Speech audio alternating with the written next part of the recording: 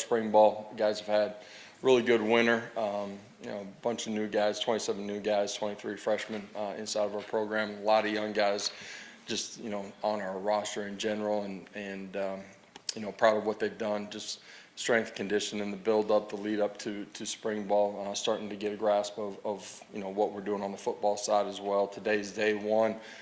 As you would expect, great energy, but guys played hard too. There's going to be a bunch as we go back and watch the tape that it's the beginning part of the journey, and challenge those guys after practice, man. It's about consistent growth. It's about not making the same mistake twice and learning how to play the way that you have to, and that starts with effort, attitude, and playing tough. And we'll continue to grow on the smart side of it as we continue to go through spring, but in the lead up to kickoff as well. But really proud of what they've done in the beginning part. The first quarter of our off season here as we kick off the second with spring ball.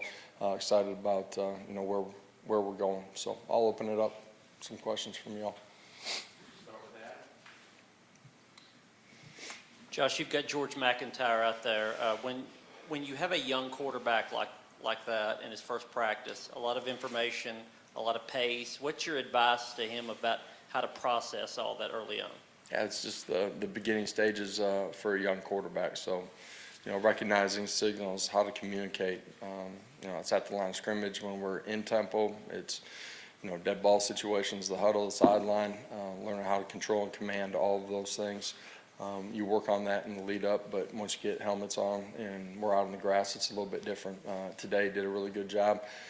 Understanding structure of defense, where are you taking your eyes?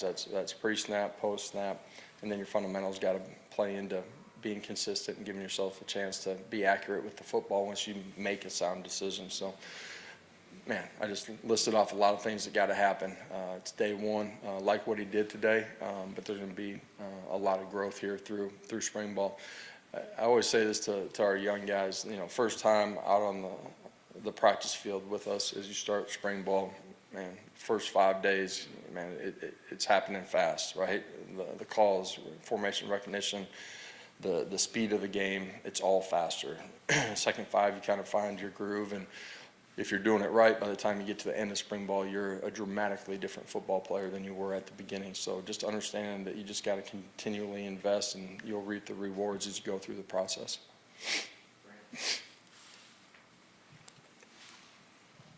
I realize every team is different, but when you have a large young group that's come in like this and you're replacing a lot of veterans who have left your program, do you manage a spring different? Is your expectations any different? How do you go about so much youth compared to maybe a team that's more veteran laden like you had maybe last year? I do feel like, first of all, in college football, there's always a cycle, and typically you end up having a bunch of young guys inside of your roster. That's been the case for us since we've been here.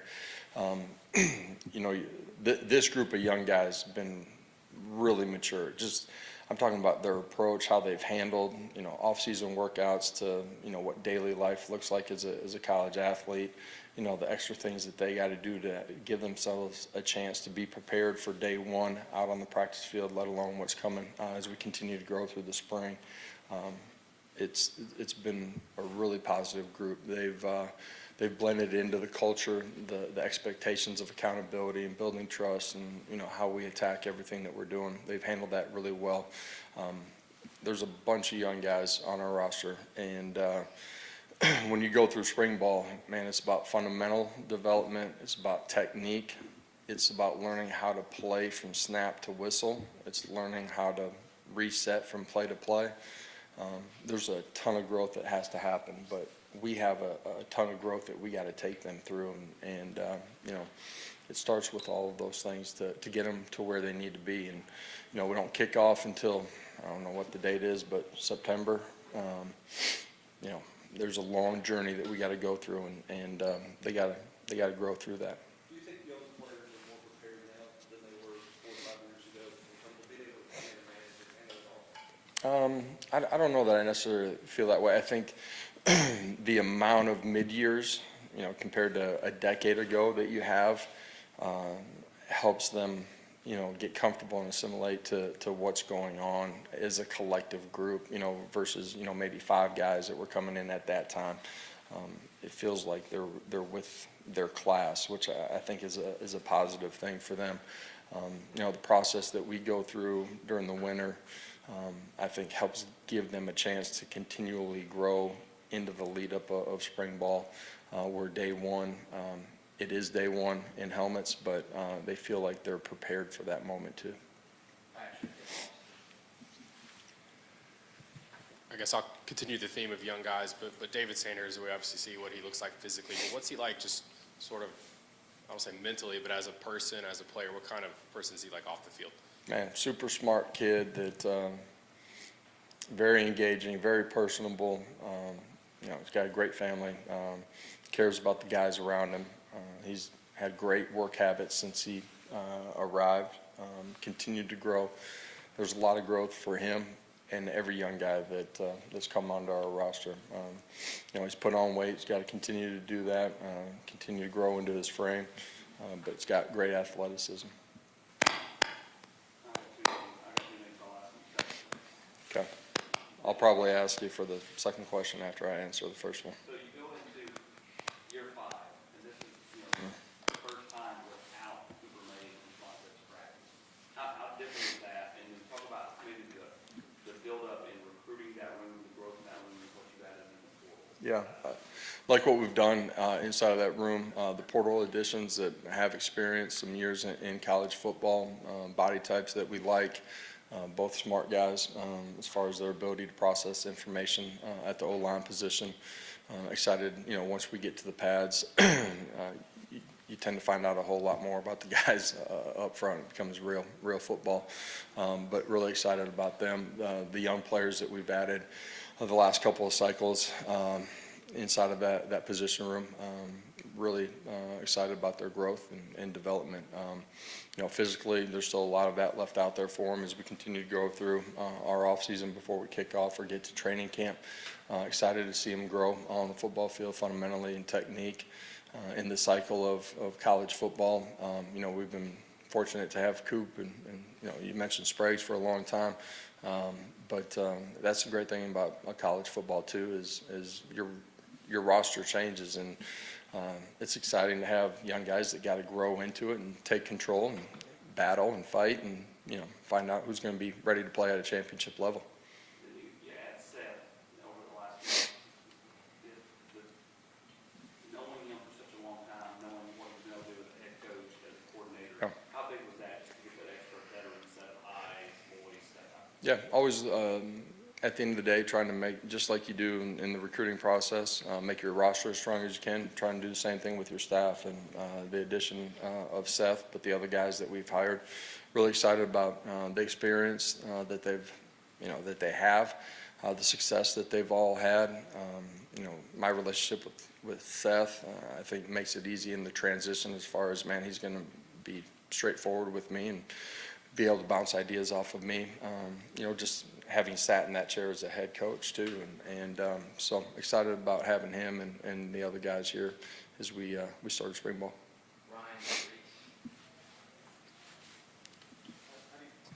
How do you feel about your wide receiver room after the turnover there, and how big is this spring for those young guys there in particular to show that they're capable of taking on those roles? Yeah, opportunity exists, and really like the group. Their physical traits, they're big, they're long, athletic, really intelligent football guys, really mature. They've grasped onto what we've given them up until this point in a really good way. So they did a really nice job out there, made some plays. So excited about that group. You talked a little bit about Coop. What do the guys competing at the position have to do in order to take steps toward being as successful as Cooper Mason? Command and control of what we're doing offensively, understanding of defensive structures, the ability to communicate at a really high level and get all 5 guys on the same page, and that includes your tight ends and running backs too. And Coop has done a really good job for a really long time here. We're fortunate to have him for a while, but we got a lot of guys that are we have great belief in. They got to continue to grow as players, but a ton of competition at that position as well. There'll be multiple guys that are putting their hands on the ball and playing the center spot, but I think there's really good competition at all the spots that we're continuing to grow inside of that room.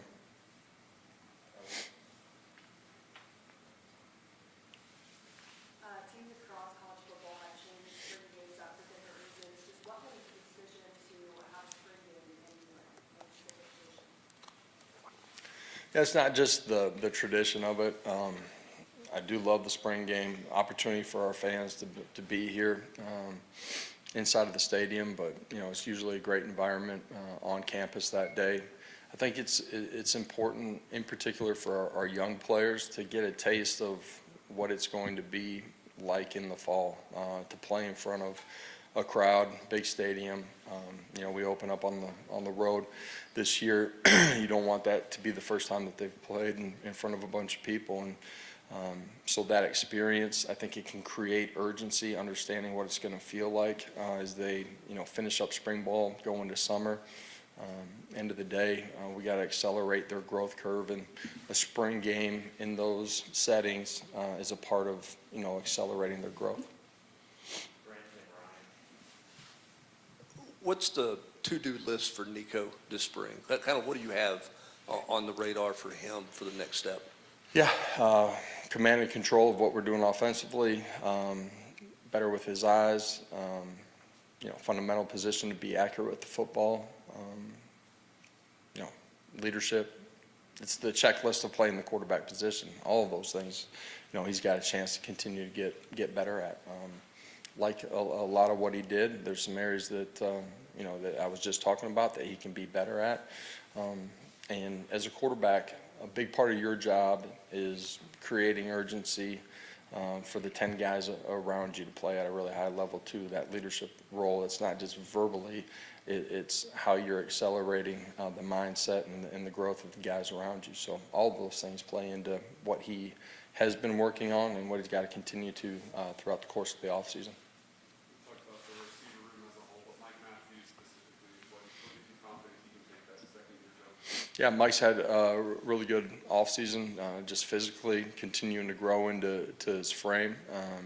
He's as healthy as he's been right now for a long time. Just during the course of the fall, kind of got nicked up early, late in the summer, kind of, re-injured himself a little bit in training camp, and, kind of fought through the injury bug a little bit during the course of the season. In year two for him, growth of controlling his mind, how he approaches everything every day. He's really matured in a really good way, and so I'm excited about what he's done up until this point in the offseason, but really like what he did today on the practice field, and we have high hopes and expectations for him. Last two, Adam and Rick. Josh, everybody's going to face a transfer portal window after spring. How do you manage, like, coaching football and managing a roster at the same time? Do you delegate? Do you separate your time? How do you do that? Man, College football kind of has been this way. I don't know how many years now. It's been long enough that I can't count them. Like when we're doing ball, it's about ball, and you get to the back end of spring, portal opens up, and then you turn your attention to those things.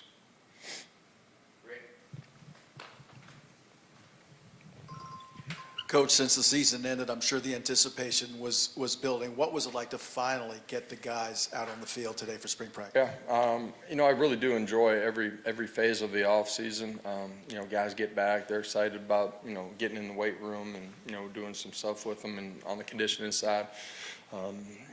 Some football, it's limited during your build up, ramp up during the winter, but now you're back to what we're all here to do, which is go play, and you get on the grass, competition, energy, guys make plays, guys don't make plays, how do you reset to the next play? I love spring ball because it's an intentional time of, fundamental technique. Just you're starting on the football side on the ground floor, you reset every year. So a lot of fun to get back out there with those guys. Thank you, my players shortly. Thank you all. Mike, good to have you here, man.